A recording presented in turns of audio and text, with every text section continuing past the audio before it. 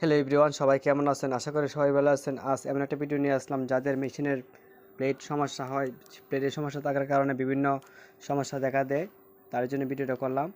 তো গাইস, আপনারা দেখেন ভিডিওটা মনোযোগ দিয়ে দেখেন। প্রথমে প্লেটের নাট খুলে নিলাম, চাপটাও খুলে নিলাম। দেখেন অনেকগুলো ময়লা জমা আছে, ময়লাটা পরিষ্কার করতে হবে। অনেকগুলো ময়লা জমা আছে, তবে বেশি ময়লা থাকলে সেলাইয়ের সাথে ময়লাটা উঠে যাবে, তো তাই পরিষ্কার করে নিতে হবে। দেখেন অনেকগুলো ময়লা, ব্রাশ দিয়ে পরিষ্কার করতে হবে, তবে কেরোসিন দিয়ে ধুইলে সবচেয়ে ভালো হয়।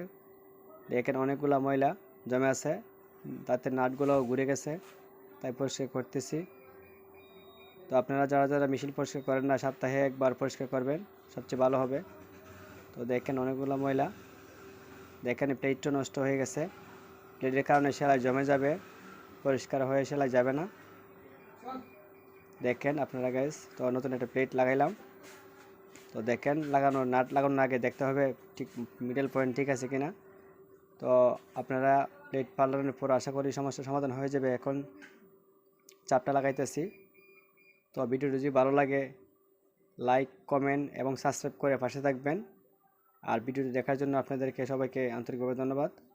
দেখেন আগের সেলাই আর বর্তমান সেলাই অনেক ডিফারেন্স। তো গাইস, সবাই ভালো থাকবেন, ধন্যবাদ।